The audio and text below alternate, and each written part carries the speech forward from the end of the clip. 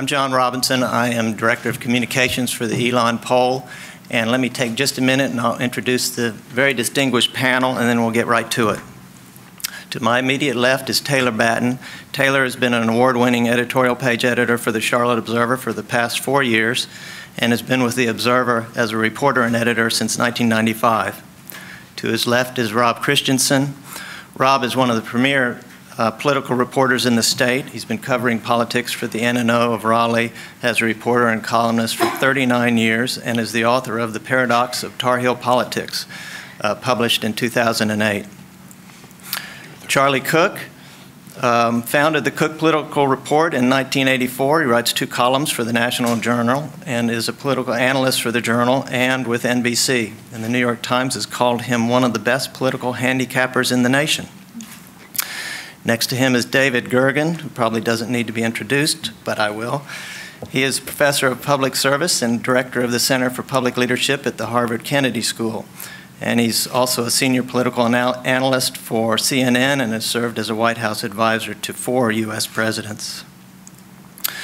Anita Kumar covers the White House for McClatchy newspapers, and she's previously worked at the Washington Post, St. Petersburg Times, and has written about local, state, and federal government in Florida and in Washington.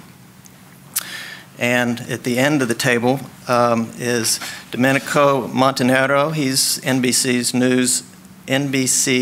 News' deputy political editor. Charlie says that he's the reason that Chuck Todd looks so smart on television. You're going to get me in trouble with my boss. Can we have a filing break? He writes for First Read, the network's political blog. He appears on air for MSNBC and provides editorial guidance for the network's correspondents and producers. The first question that I will pose to you and like to get each of you to take a shot at answering it is, beyond the obvious, and that's that Governor Romney has a slight lead over President Obama in North Carolina. What do you see as the headline in these poll results? And let's just start with Taylor and move on down. Good morning. Welcome to all of you. Thanks for coming out today. I thought there was a lot of interesting headlines in this poll, and one of them that stood out to me, it's kind of buried in there. A lot of you are journalists, and so you know the old saying about you hate it when facts get in the way of a good story. And you know, there's a lot of attention paid to black voters, black voter turnout, and how that was key to Obama's victory in North Carolina in 2008. And that surely is true, but when you really dig into the numbers, you come to realize that the white vote really has probably more of an effect on the outcome. When you look at what happened between 2004 and 2008 in North Carolina, John Kerry lost badly to George Bush. Obama won by 14,000 votes. So what changed? Obviously, there was black voter turnout, and that's been a lot of the focus, and they voted overwhelmingly for Obama. But the fact is that while there were 127,000 more black voters in 2008 than in 2004, there were probably about 700,000 more white voters. And I think we just said that the 23% of exit polls showed 23% of the voters in 2008 were black voters. That was actually a lower number than 2004. There were a lot more of them, but there were so many more whites that, that their percentage of the overall electorate went down. So when you look at the key for Obama, John Kerry lost the white vote 73 to 27 in 2004. Obama lost the white vote 65 to 35. That's an 8-point swing with, and 70%, 75% of the voters are white. So, you know, Obama picked up 600,000 votes compared to Kerry. And the vast majority of those were white voters. So, you know, there's a rule of thumb in North Carolina that a black voter would have to get, a black candidate would have to get about 35% of the white vote to have a chance. And Obama was right on that number in 2008, and he won by a tiny percent. This poll shows blacks overwhelmingly supporting Obama 89 to 1, and whites white voters supporting Obama 59 to 32. So that 32 number is what I would pay attention to. That leaves 9% of white voters undecided. So the question is that 32 going to get up to 35 for Obama? Or is it going to be closer to where John Kerry had it at 27? I think that might determine the outcome at least as much as white voter turnout. Thanks. Rob? Well, I would just offer rather than going into polling numbers, just to offer a cautionary note. We have, over the course of the summer, we have seen something along the lines of $50 million spent in the state by the two campaigns, more by Romney and his allies than by Obama and his allies. And they really have not been able to move the needle. And in fact, we now have voters essentially beginning to tune out. They're TiVoing through commercials. They're hitting the mute button during commercials. And this is one poll that has shown a little bit larger a Romney lead than we've seen in some. But most of the polls have shown either Romney up by within a margin of error or Obama up by a margin of error. And I want to see a few more polls. Both campaigns say they do not expect to see a bump from their conventions, and that in fact the conventions will help maybe shape their message and their image a little bit, and help generate some enthusiasm from their campaigns. But they don't expect to see them to jump a couple points out of the Republicans don't expect to see a jump of a couple points out of their convention. Democrats don't expect to see a jump of a couple points out of the convention here in Charlotte. So I think we have to be very careful about measuring one poll, no matter how good the poll is, and judging from that poll to say that this is a trend. I think we need to see 2 or 3 polls to say that, in fact, Romney is up by 4 points or has actually gained a lead. Because what we've seen after $50 million in a whole summer is that we were essentially, the state is locked in almost 50-50. And in fact, we saw one poll, public policy poll, and you could debate whether that's a valid poll or not, or as valid as this, but that came out this morning, which showed it a dead heat. So there are other polls out there. I think once we've seen 2 or 3 polls over the next 2 weeks, we can make some judgment whether there's actually been any movement in this race. My own sense is that this race is where in early September it is at the same place it was in early June, $50 million later, that it's deadlocked, and that they're fighting over a very, very slim margin of voters, because most people have made up their minds. Okay. Hi.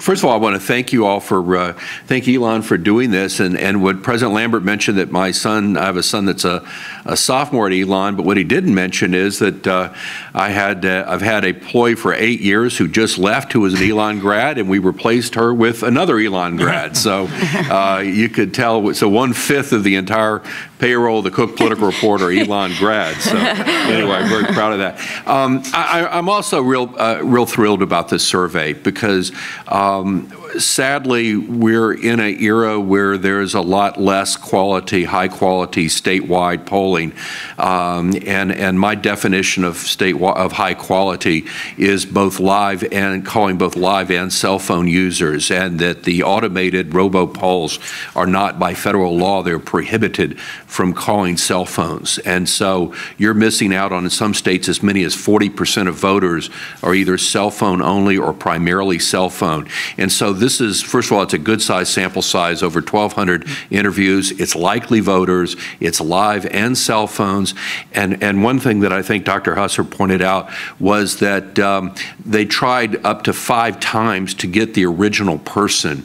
And without getting into the weeds of methodology, most pollsters don't try to do that. And what happens is they try to get somebody, they don't get them, and they replace them with someone else. And when you do it that way, you get a lot of couch potatoes. But when you go back and go to extraordinary efforts to get the original person to sample, you're coming up with a much higher quality poll. So I commend Elon a lot for this.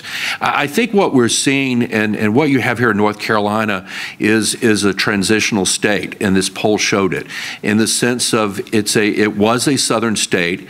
It is in the process of becoming a mid-Atlantic state with a very different voting pattern. Has not transitioned transition as quickly as Virginia has, which is already now pretty much fully a mid-Atlantic state, but it's right behind it. And I would say there are probably 3 or 4 notches behind. You've got Georgia, and then the rest of the South doesn't seem to be moving much at all in that way. And the thing in the survey that absolutely mirrored the country is the 6% undecided. That's basically what it is nationally. Pollsters for the two sides will also say that there are 4 or 5% more that are not undecideds, but are sort of highly persuadable, that are very, very softly attached to one candidate or the other. And I think to Taylor's point, very good point about the additional 700,000 more white voters today than 4 years ago, and that kind of goes to the key of this transitional nature of the state, that the states in the South that are changing are the states with a lot of out-of-state people moving in. And that's exactly what you had in Virginia. It's exactly what you have in North Carolina, and to a lesser extent in Georgia. And so it's changing the nature of the state. Non-native North Carolinian white voters moving in, and a lot of them are not from the South, and so they just vote very differently. And so I'm not sure it's so much that white voters who are natives here are changing that much as new people coming in, and I think that's what the surveys captured. I think the 4-point margin's about right. First of all, I think bounces are vastly overrated. I know that the Romney people are saying they don't expect a bounce, but I know that they privately would be very disappointed if there was no bounce, and they think there'll be a little bit, and it probably won't be as much as they wanted, but more than nothing. But I don't think that's what this poll captures. I think it was probably just a very good representation of where this race is right now, and sort of the current state. It's a state in flux. It's a state that's changing, and that's exactly what this poll captured. But I must say and just sort of where North Carolina fits in the bigger context. To me, there are 11 swing states, and North Carolina is the only one where Romney has a measurable lead. That Iowa is basically tied, and then you've got 9 other states where Obama's got leads of anywhere from 1 to 8 points. Michigan and Pennsylvania, Obama's got a pretty substantial lead to the point where they're only marginally competitive, and then you've got 7 other states that are basically have Obama margins of, say, 1 to 4 points, and are very, very competitive. I think you will see the Obama campaign stay here in North Carolina, because North Carolina is a must-win state for Romney. He cannot possibly get to 270 without North Carolina, and the Obama campaign knows that. And they know, my guess is if, they can, for every additional $1 million that they throw into this state, and if they can force Romney to spend $2 or $3 million, they can tie him up here and tie up a lot of money here that doesn't go into Iowa and Ohio and some of the other states that are right on the line. So I think North Carolina is going to remain a critical state in this race. That as long as you see Romney basically in low single digits, then the Obama campaign will continue to play here to basically force him to allocate resources that would otherwise be spent elsewhere. But thanks for letting me on the panel. Thanks, Charlie. David?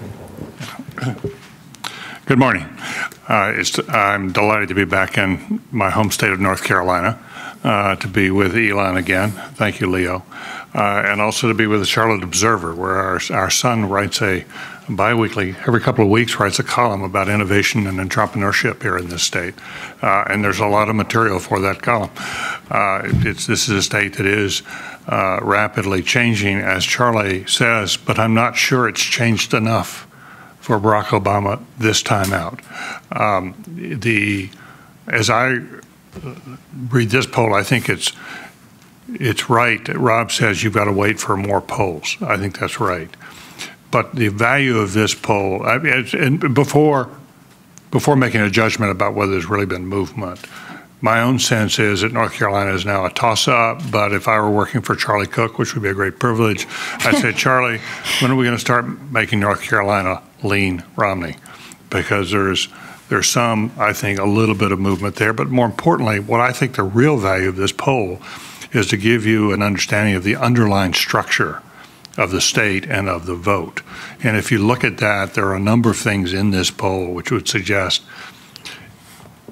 an incumbent president with the enthusiasm having worn off some from last time around, having won that upset last time, I think he's got something of an uphill fight as you look at the underlying structure of the state. Let me just rattle off just a few quick things.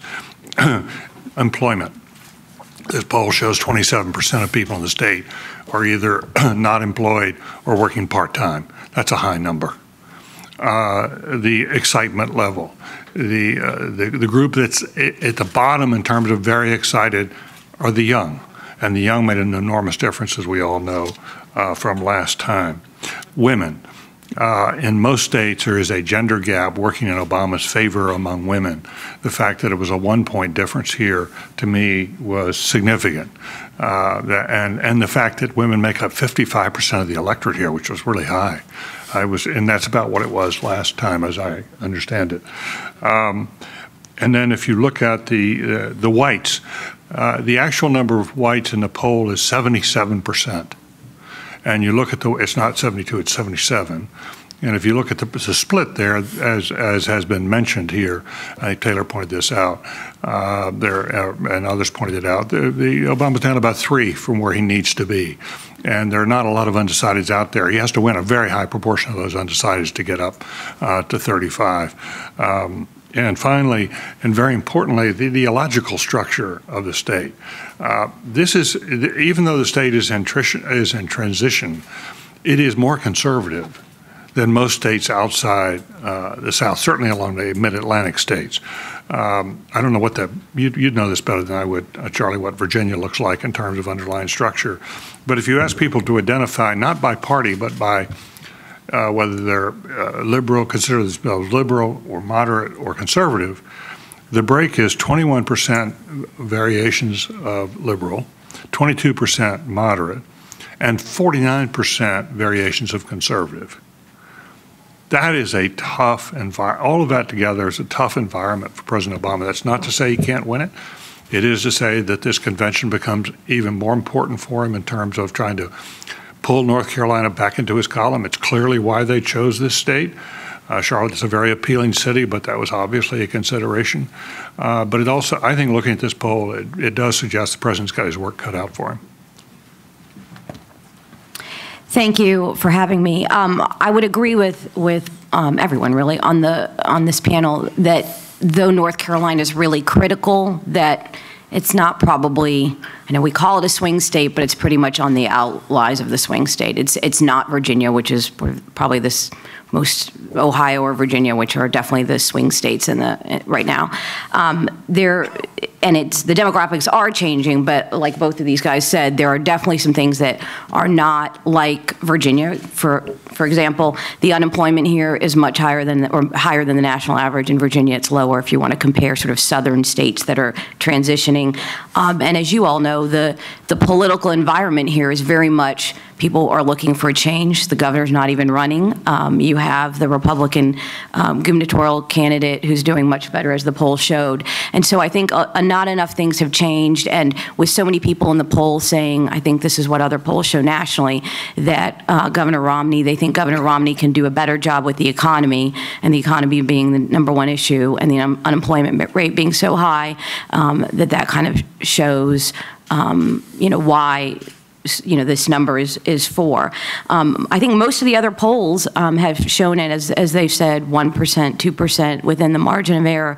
And I think this is probably starting to show what I think most of the campaigns know, what Charlie knows in his list, the New York Times, the Washington Post, that most of them are saying this state leans Republican. That last time, obviously, Obama won by I think the smallest margin in the country, but that it's not quite there, as we know that last time was a little bit of a different scenario.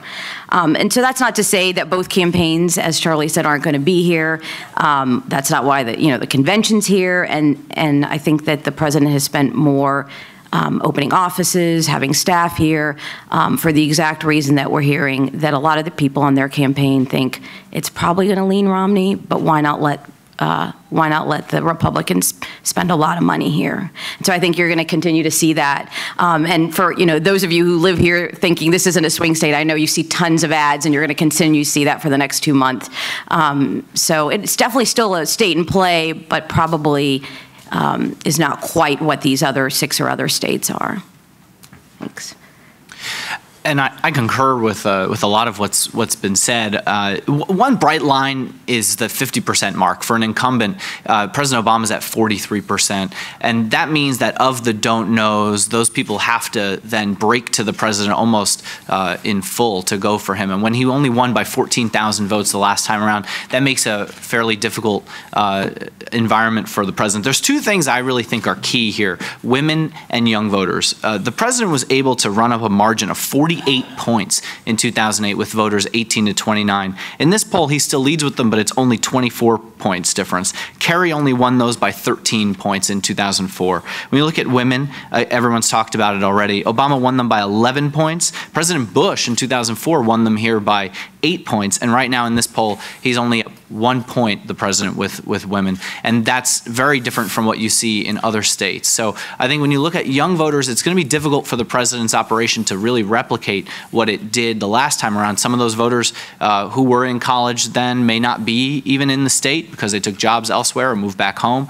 And those younger voters who are now coming in, who they're not in that, they don't have the same, they weren't swept up in the same enthusiasm of the 2008 election. So those are a couple things to really look at. And when young voters are saying that they're only 36% very interested in this election, that makes it very difficult, especially when you only had 14,000 vote margin the last time around. And of course, though, but this race still 47-43, whether it's 47-43, obviously at the end of the day, someone's going to get to 50. So whether it's 50-47, 51, 49, whatever it is, the fact is, if a race is within 5 points, you're going to see handicappers like us in NBC Political Unit or with Charlie Cook having a discussion on whether or not this is a toss-up or lean one way or another. And this is a state that's on the cusp. It's one of those conversations we have in the political unit every time it comes up with North Carolina. Well, is this a toss-up? Is it?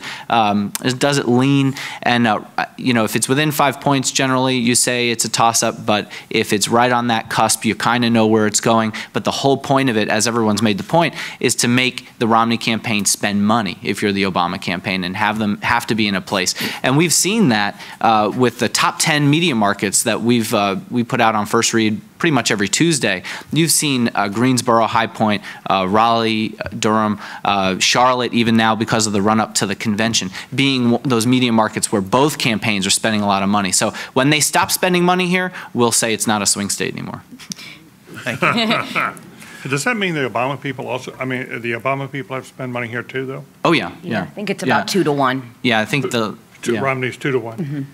Yeah, with Romney and his allies, compared to Obama and his allies, what had happened with super PACs and outside groups, it had been almost 1 to 1 for a few months. But then when in the last month and a half, you've seen nationally 2.5 to 1 with super PACs and outside groups helping the Romney campaign outspend the Obama campaign about 2.5 to 1. It's really been a pretty stark margin, and really not much has changed. David, one of the things you raised about what North Carolina ideologically, one of the interesting things that Gallup does is they measure, I think, each year the states ideologically. And so, and they ask people, where do you stand ideologically? And so the most conservative state by self-identification are the residents of Mississippi, the least conservative are Hawaii. North Carolinians are the 22nd most conservative, which makes it pretty centrist state, slight lean to the right. Only in the South, the only states that are that the North Carolina's left are Virginia and Florida. The state, interestingly enough, that is the closest to the ideological twin of North Carolina is not a southern state, but as interestingly is Wisconsin. So you would not, not make that connection. Well, the thing is, in Wisconsin, a lot of people shouldn't be surprised if Wisconsin winds up being a close state. Even though Obama won it by a lot of points, a lot of people don't realize in 2004 it was actually the closest state of the 2004 election. Only 0.38 percentage points separated John Kerry and George W. Bush. So, I think that that's something that people should keep an eye on, especially with Paul Ryan on the ticket. But it's probably a state that you're looking at as a toss-up, but a lean, maybe a finger on the scale to Democrats at this point, Charlie. Let me throw out one other factoid. If you look at presidential voting in the last two presidential elections, and you rank order all 435 congressional districts from most Democratic to most Republican, you know what the centermost district in the United States is? Paul Ryan's. Huh. Yeah. Let me, because we're under a little time constraints, let me check in with the audience and just ask if there are questions of the panelists that you would like to get answered. Go ahead. I was struck by the statistic that there were 23% of Democrats who said that they were going to vote for Mitt Romney. I'm not sure if that's historically normal or if someone could just address that. That seemed to be pretty remarkable. Obama won the Democratic vote 90-9 in 08. He won it with what? 90-9 was the Democrats voted 90-9 in favor of Obama in 2008. So this poll shows a shift. A huge shift. If Democrats, if anything close to 23% of Democrats vote for Romney, it would be a rout. But Rob, do Democrats fit the national profile? North Carolina Democrats fit the national profile of Democrats? I would think it's a more conservative Democrat. It's about 90 to, yes, it's about 90-10 nationally. And that's not including strong Democrats. That's just self-identified Democrats. 23% of them say they're going to vote for Mitt Romney. And so we capture sort of the Reagan Democrat, right?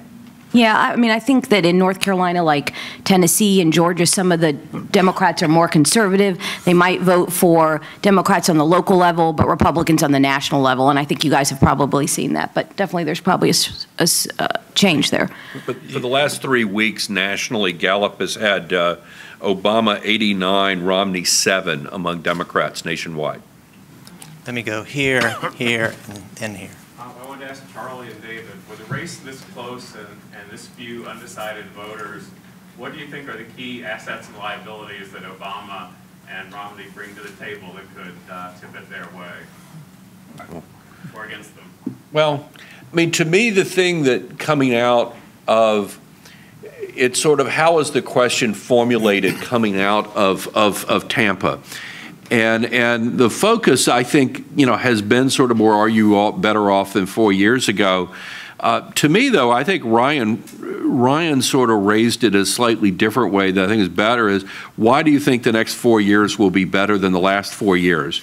And to me, that's the really, that's the tricky question the Obama campaign, I think, President Obama has to reconcile, is to lay out a plausible scenario for why things will be better, given whatever the realities are going to be for the next 4 years.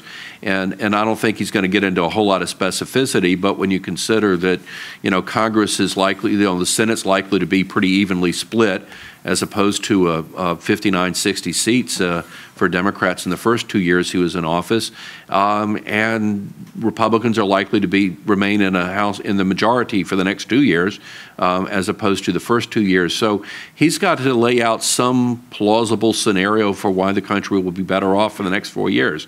And to me, that's sort of the, that's the question I'm going to be asking myself Thursday night after he's finished speaking, is has he addressed that in a plausible way? I think that by the normal standards of predicting presidential elections, the underlying conditions would favor Romney. There was a piece in the Boston Globe yesterday about IHS Global Insight, which they have a model for predicting based largely on economics, but on other things, building off the work of a Princeton professor named Fair. And many people refer to that. But in any event, they've called, under their model, they've called almost all of the elections right, except for 2 since World War II. And their model would show Obama coming out with about 45% of the vote. He's running above that now. And to me, that reflects the fact that he's running a modestly better campaign.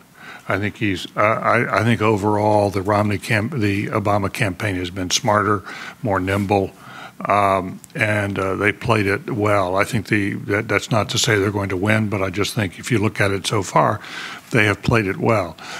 And not only this likability factor, but there's some other things involved here. And Charlie and I were talking about this before we came out here.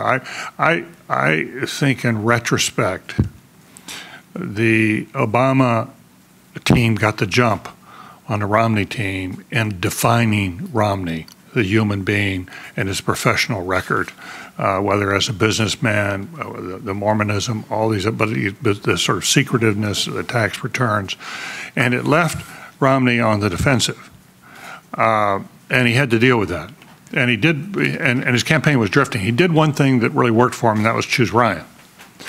But in the convention, my sense is they felt, having been defined where they were by all these advertisements on the Obama team, that they had to use a convention to erase the images that were building up, the branding that was building up, and reframe him the way they thought he was. And I think they did a pretty good job with that.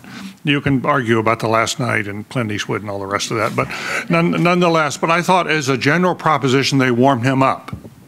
But in the process, they then left open a second phase to this, and that is they did not deal well with substance about where they're going. They did not define their agenda very well, and they have left the door open for the Democrats now to come in here and pivot away from attacking him, Romney the person, to going after what he stands for.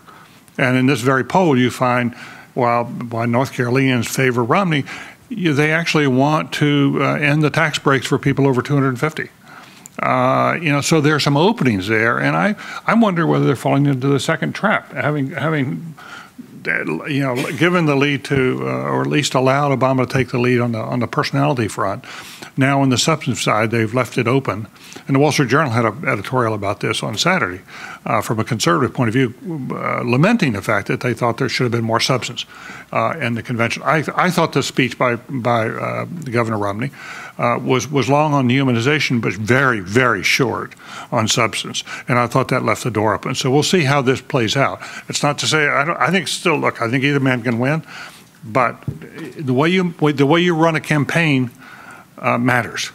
And having done it once, I think you're seeing a professionalism on the Obama side right now that is sort of counteracting these underlying predictive models. David, I would be interested in your or any other panelist take on my theory that when it boils down to it, the more optimistic, likable, less dour personality has won almost every presidential election of the last 50 years from either party. Jimmy Carter? You didn't work for Richard Nixon. Well, Nixon being, well, although Nixon lost to Kennedy partly because of that notion. But he was the only man in the 20th century other than Franklin Roosevelt who was on a national ticket 5 times. I do agree with you in general, especially when times are good. Personality makes a huge difference, but when times are tough, sometimes the person who's seen as tough enough, that may be more important. And that was my point. Is the economy or the likability, how do those, which way? Well, to me, it's a question not of whether he's personally likable. I think the question is whether people would like to have him in the Oval Office to deal with the problems that are out there. I think it's a threshold that you have to clear a threshold of people feeling comfortable with you and feeling like that they can trust you.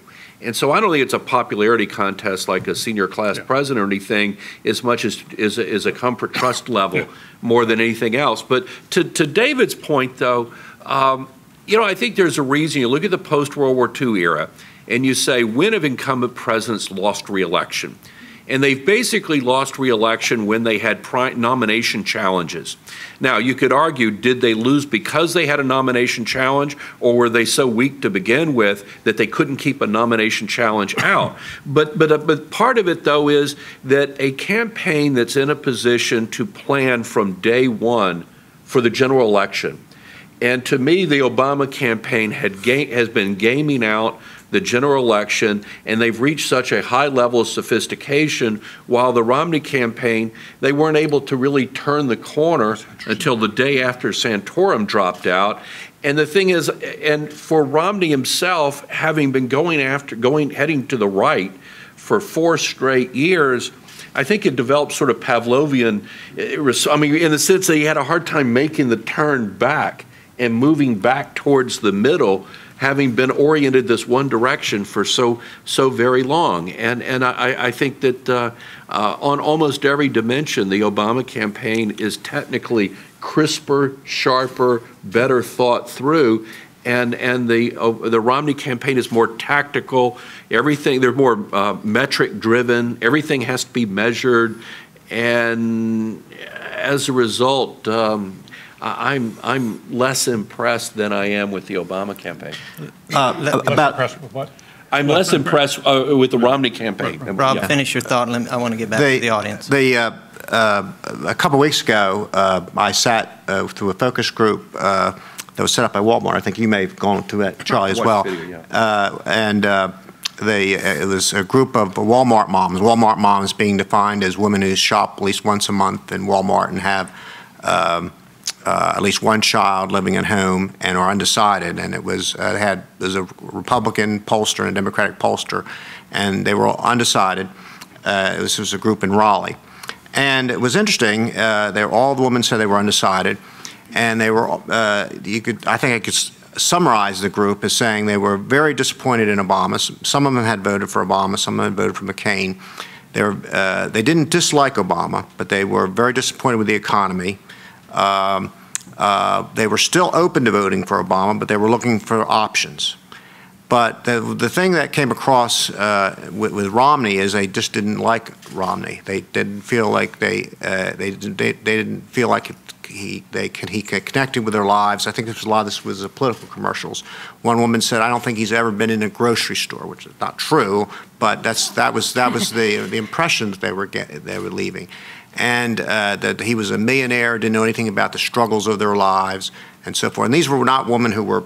They were intelligent women, but they were not. They didn't watch, and they didn't watch the political programs and the talking head programs and so forth. But they're normal. They were normal. These were normal people. Exactly. That's what I was trying to say. Thank you.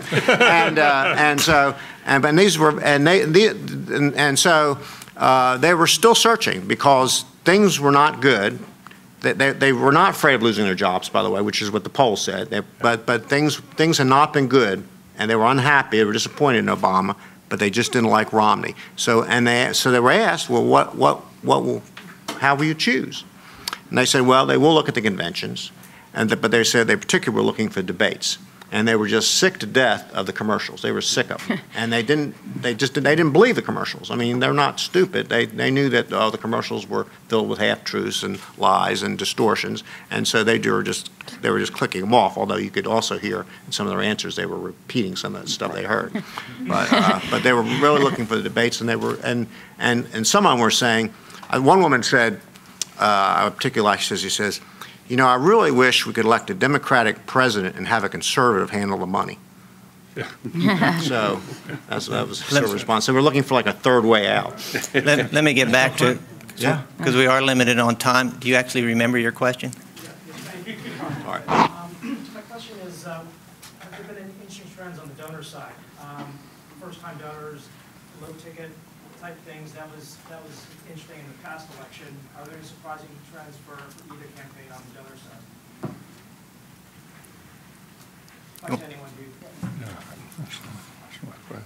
I mean, I think Democrats have struggled with this convention. You've seen that they had to scale down in some respects, so they've had some issues on the donor side here.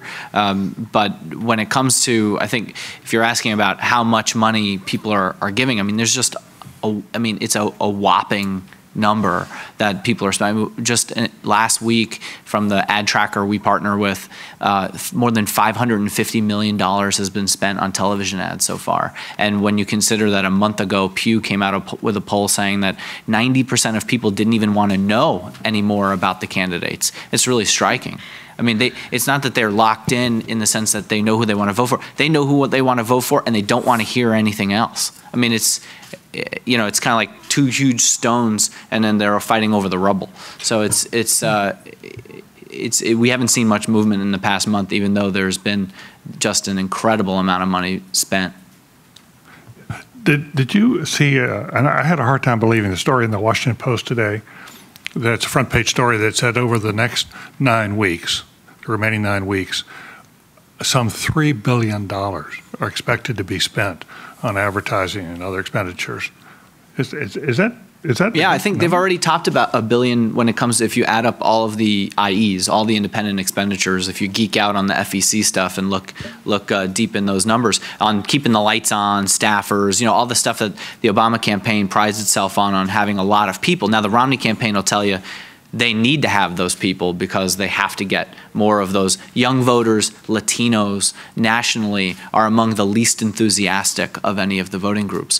But there is this issue. It's fundamentally an election about the economy versus likability in many respects. Because if you looked at the undecideds in our poll, in the NBC Wall Street Journal poll, we had our pollster go through and collect them all. These fundamentally should be people who are Romney voters. They're pessimistic about the direction of the country. They don't believe that the president's done a good job on the economy.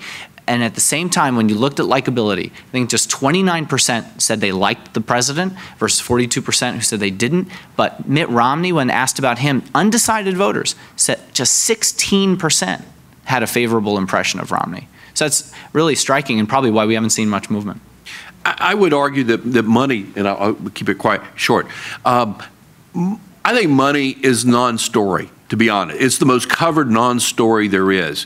The system is awash in money. The law of diminishing returns was hit long ago.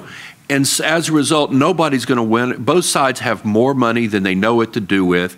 In the top 7 states, you've had saturation level advertising since early June. And so it's now the point where people are tuning out. They are, if they're not hitting the mute button literally, mentally, they're hitting the mute button when these ads are on. And as a result, you know, I just don't think it's a huge factor from this point out because both sides has enormous quantities of it. Do you see anything between now and the elections that could change the basic dynamics of the race, whether this convention or the first and second debates? Is there something out there that could make this, could open this up one way or the other? And anyone can answer that. Jump in. To me, the debates are, I think Romney's big shot at sort of connecting with people was last week and not the debates. Because to me, debates are designed to show I'm intelligent, I'm knowledgeable, I have a grasp of all this. I don't think that was Mitt Romney's problem. He had to connect with them on a personal level. I mean, I think for Ronald Reagan, that race in 1980 was too close to call. Remember Jimmy Carter, Ronald Reagan? It's too close to call up until the last week of the election. There was only one debate. And the question about was Reagan, people were ready to fire President Carter, but they weren't sure whether this former movie actor was smart enough, was heavy enough to be President of the United States. When Reagan did well in that debate, he cleared the hurdle. The undecideds moved almost unanimously over to Reagan, and he won the election. But to me, debates are not the right venue for Romney to fix his problem. It's more of an intellectual exercise as opposed to a connecting type exercise. So while I think debates are important, they're not as important for what Romney needs to accomplish, I think, to win this election. Yeah, I mean, any number of things could happen, right? I mean, we've seen the Arab Spring. You saw the BP oil spill. Gas prices could go higher. Syria could devolve even further. I think the president passed one of the hurdles already when it came to health care. That health care decision, you know, they were holding their breath at the White House. And if that had been overturned, I think that would have been a major blow to him and to the Democratic base. And I think they passed that hurdle. Now, you know, anything undecided or anything unforeseen could happen, but economists have said that the unemployment rate likely is going to stay around where it is, probably won't get below 8%. That means we're pretty locked in. And the challenge for Mitt Romney is going to be, if the economy can't get worse, then what does he ride? on that wave? Is it enough? And you know, we've seen this thing where when the jobs report comes out, I think there's only like 3 left until it's Friday too. And yeah, you know, what we've seen is when you look at news coverage and kind of polling and how people feel, when the president, when there's fewer than 100,000 jobs created, you tend to see worse news coverage. When there's 150,000 plus, you tend to see much more positive coverage for the president. When it's between that 1 and 150 number, it's kind of a push. Last month was 120. We haven't seen any movement. The month before that, 2 months before that, in the 60, 70, 80,000 range, and you saw, you know, some negative movement for the president. So these jobs reports and the debates, they're probably going to be the things to watch. Well, I do think this week will be interesting. His speech is Thursday night, and a few hours later, the next job reports come out. And no matter what it says, the Republicans are going to hit him on it because it's not going to. It's either going to be about the same, you know, might be a slightly worse, slightly better, but they're going to hit him on it no matter what, and that'll kind of eat into his speech. Did we have another question? Okay, last question. When the books are written about this campaign, how significant do you think that last Thursday night, 10 to 11, is going to be? I remember, in fact, some of the panelists up here in the days leading up were saying, you know, it's about Thursday night, his big speech, and then the debates. Those are really the big things. It seemed like it went, you know, when late people were falling asleep. How significant was that in this campaign? I think we were all in Tampa, and I think one thing that we talked about, a lot of people talked about there was they had a lot of pretty good events last week that humanized Mitt Romney, the thing that sort of he needs that we've been talking about, but a lot of them didn't play on television. They had a great video. They had sort of everyday people coming there talking about what the Romneys had done, but unfortunately those weren't on TV. I do think that he did somewhat, even though he was didn't have a lot of policy stuff in there, that he did do one thing, which is try to make himself more human. When he talked about his kids and when he talked about his father giving the rose, if you all remember that story, to his mother every day. I mean, I do think that he did some of those things. I do think that people also, though the numbers weren't as high, it was like 20 million viewers, a lot of people wanted to hear what Paul Ryan had to say. So I think he did some of that. I think a lot of people ended up talking about Clint Eastwood, though. I think it really got overshadowed. They tried to put a good light on it, but clearly they didn't really expect it to go that way. And what ended up happening on social media and in the media was that everybody was talking about Clint Eastwood. So, you know, if you can't be in the room, if you can't be in the hall, my advice is watch it on C-SPAN, because C-SPAN is the only way that you get to see all the films, the videos that are prepared, all the secondary speeches. And as Anita said, in that 8 and 9 o'clock hours on Thursday night, it was some remarkable things, speeches. There were points where the camera would pan across the audience and you'd see grown men crying with the content. But because it wasn't in the 10 to 11 o'clock hour, it wasn't fully covered by, it wasn't covered at all by the broadcast and not much covered by the cable network. C-SPAN is the only way that you get to kind of watch what's really going on in the hall. And that was a remarkable evening, and why that Clint Eastwood thing was just such a disaster, because it sort of cut the momentum and ate in. If they had moved that video into the 10 o'clock hour, I'm convinced that Romney would have come out of that week a lot better off than he did. Let me just add, going back to a convention that probably was held before you were born.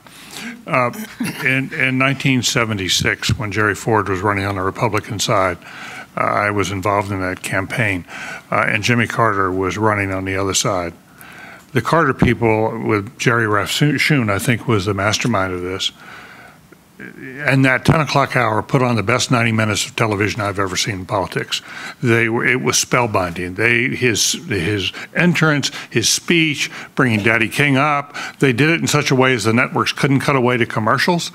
They had 90 powerful minutes coming out of that convention, and we wound up some 30 points behind Carter coming out of the conventions. And you know, Ford almost caught him, but he couldn't catch him. It was too big a lead to catch up in that way.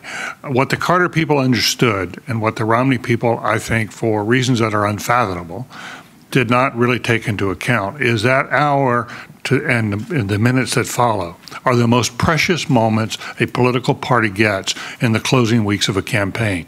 It is the one opportunity you have to have the candidate speak in an uninterrupted way to the country, to have a conversation with voters, in effect, that, as Charlie points out, I think is very difficult to do in a debate, which tend to be many press conferences. They're very, very important, but they put emphasis elsewhere. I was astonished. I mean, after the hour-long build-up that they'd had, which were these people who were the testimonials, which were moving. I mean, some of this family that lost their child was one of the most moving moments of the convention, and they did it off primetime.